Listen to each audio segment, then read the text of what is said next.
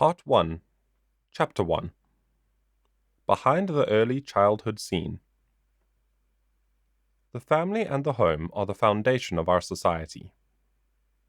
Whatever the shifting theories of child development, the importance of the family and the home has never been obliterated. What the child needs most to grow well is a warm, one-to-one relationship with a parent or parent figure who is always there to comfort and guide him. During the first crucial 8 years, home should be the child's only nest, and parents the teachers for their children. These are the years when the child requires affection and emotional security more than learning skills, when he should be able to get ready for life unfettered by school rules. There are exceptions to our home care thesis, of course, glaring ones, and they include perhaps as many as 20 to 25% of our children. The handicapped children, blind, crippled, spastic or deaf, who deserves the best clinical help we can find. The disadvantaged child, the prisoner of the ghetto or the mountain hollow, whose life must be enriched. The deprived child, whether he lives in a tenement or a mansion, whose parents are indifferent to or overly indulgent, or ignorant of his needs. The normal child, whose mother is forced by stark financial need to work for a living outside the home. Many, if not all, of these children should be given out-of-home care in environments that substitute for homes as closely as possible. We cannot overstress the importance of a home-like atmosphere, where adults respond warmly to children. In Switzerland, where children are normally thought to receive the best possible preschool care, Marie Meyerhofer, director of a Zurich clinic, studied 500 babies in the city day nurseries.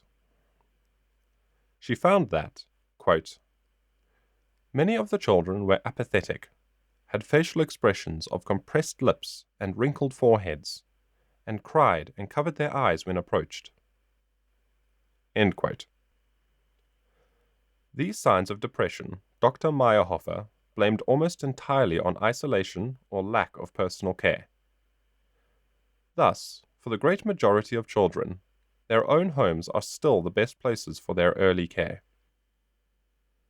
Parents, by and large, are deeply concerned for the welfare of their children. Many of them will make sacrifices to ensure their youngsters' good.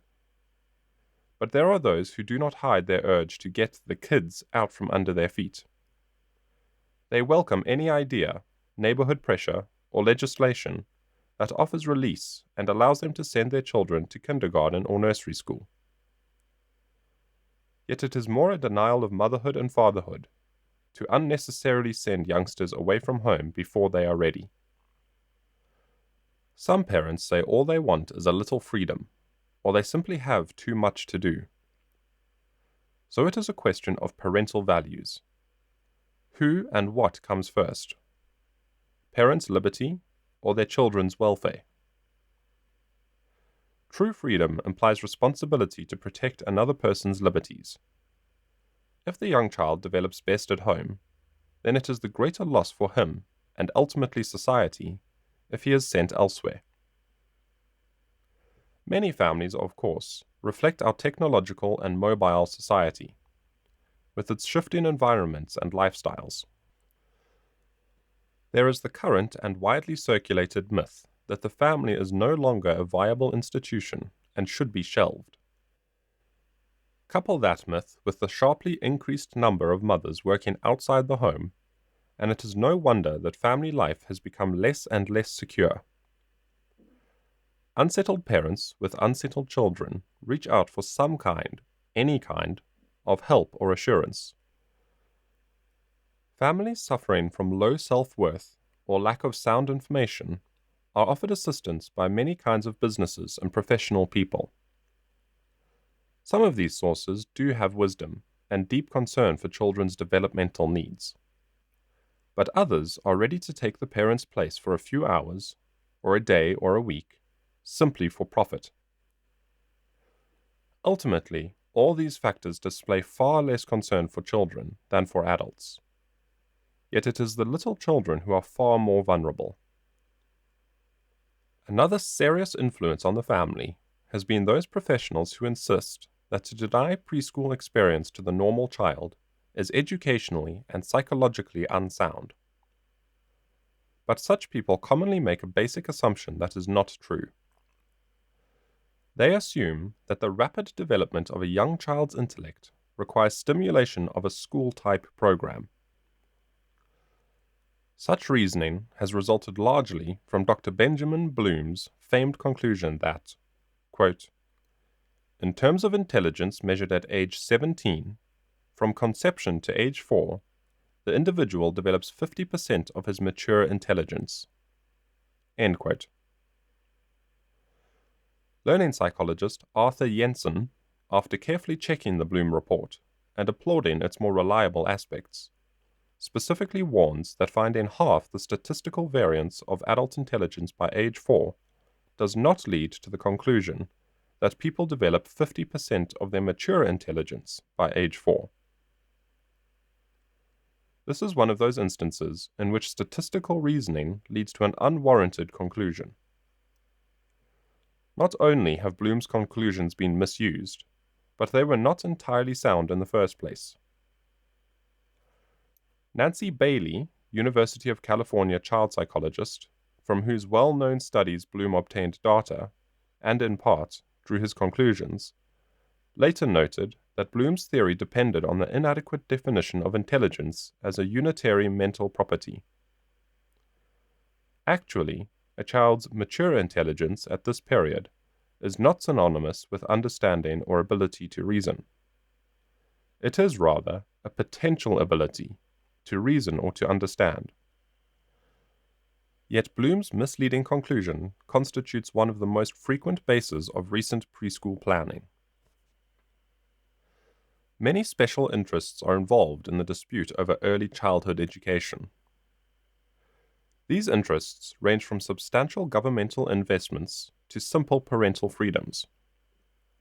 There are commercial ventures in educational institutions, equipment, supplies, and personnel, professional associations, political action groups, minority groups and labor unions, and a variety of other persons and groups caught up in the daycare and preschool movement.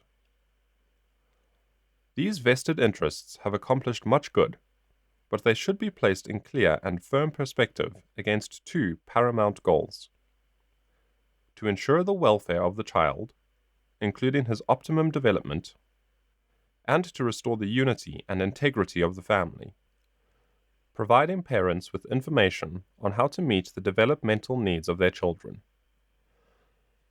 It is vital to implement these goals through programs that can be administered simply, with budgets that can be financed reasonably.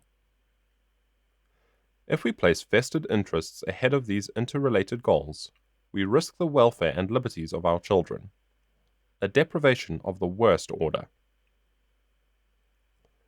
In order to avoid such deprivation, parents must clearly understand the child's needs and how to relate to them.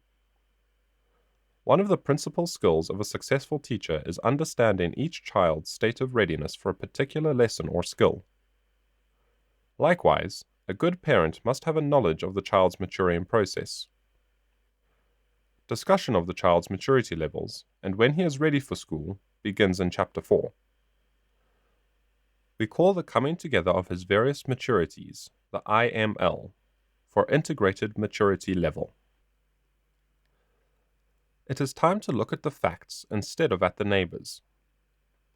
Just because everyone is doing it does not mean that it is safe or good or secure for children. Some parents want their children to have every advantage, and any new gate to learning seems to them a guarantee of personal fulfillment and a harbinger of family honor. There are also parents who reason that, if special public care is good for the handicapped or the deprived, it must be good for their children. But this is like sending all healthy children to the hospital to be sure that they get the same benefits as the youngsters who are sick. In part, poor communication is responsible for the present early schooling trend. For one thing, Information has not been translated from the technical jargon of the researcher to the everyday language of the parent and educational planner. For another, many researchers, intent on digging up new facts, rely on other people to interrelate their data with that of different scientists, and to use this information for educational planning.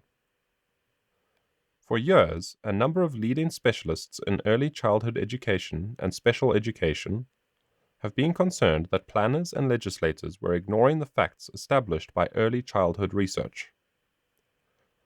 Earl Schaefer of the University of North Carolina, former head of early childhood research for National Institutes of Health, says that, quote, although much ECE research data has been generated during the last decade, they have as yet had minimal impact on educational planning. End quote.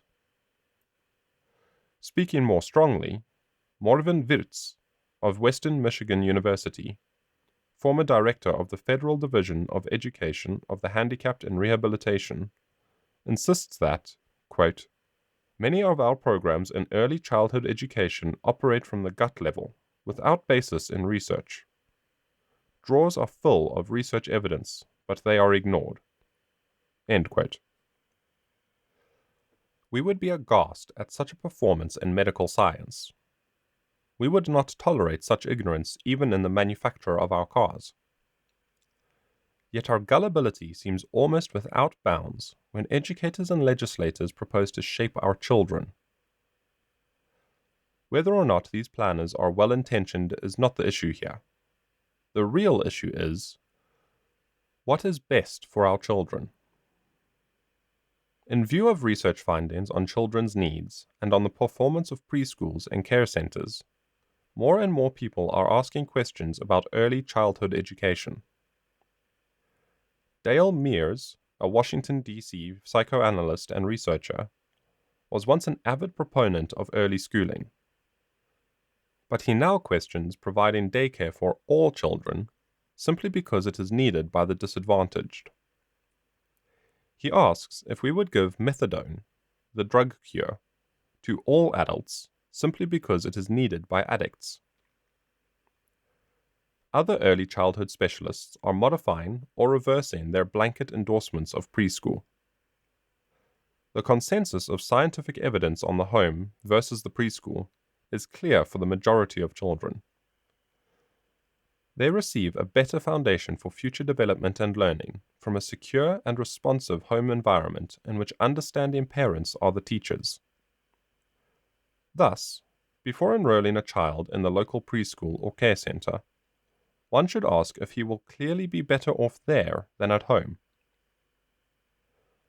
Many leading early childhood specialists are now beginning to mark out a new course. Their basic consideration is to harmoniously balance a child's faculties with his physical and emotional development.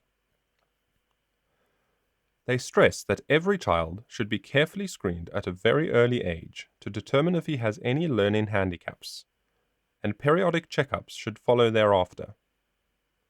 For their reason that while the development of the mind is important, the body is the powerhouse for the young child's brain and central nervous system.